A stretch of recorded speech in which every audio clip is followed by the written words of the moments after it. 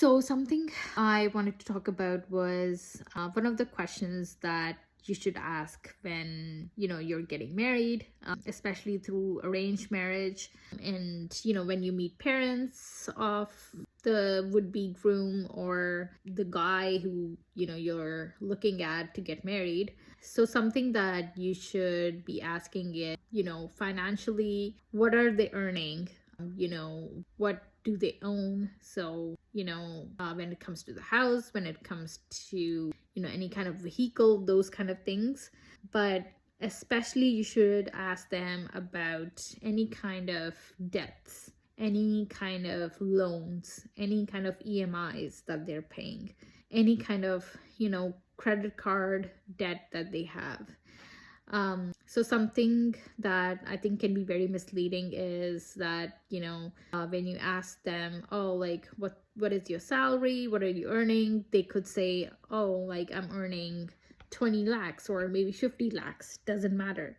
It doesn't matter, because what if they have a huge loan and they're paying all of their salary towards that loan every month?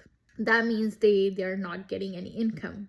That means that they are probably looking to have another person in the household they need for that income.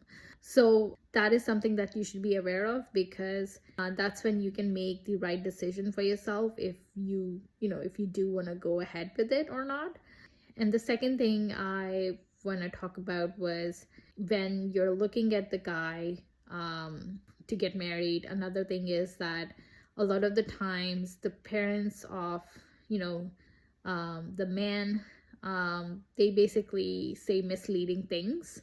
So a lot of the times they'll say, our son owns a house, our son owns a vehicle, our son owns an apartment, any number of things. But in reality, he doesn't actually own it. His name is not on the deed itself.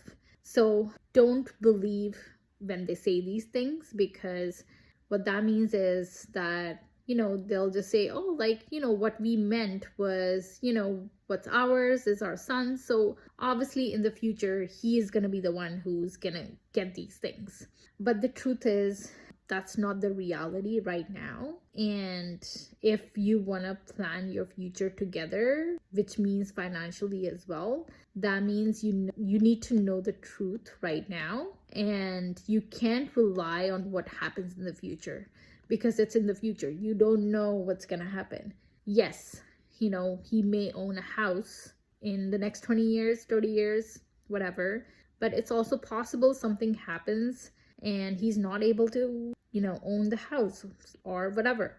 And so that means you'll just need to plan your future as per what is right now and what he owns or does not own right now. And this is also obviously going to help you make the decision if you actually want to get married to that person or not. So just be aware of these things, because sometimes we miss these things because we get excited on when we hear someone owns a lot, or if they have like a huge salary. So be aware and spread this message.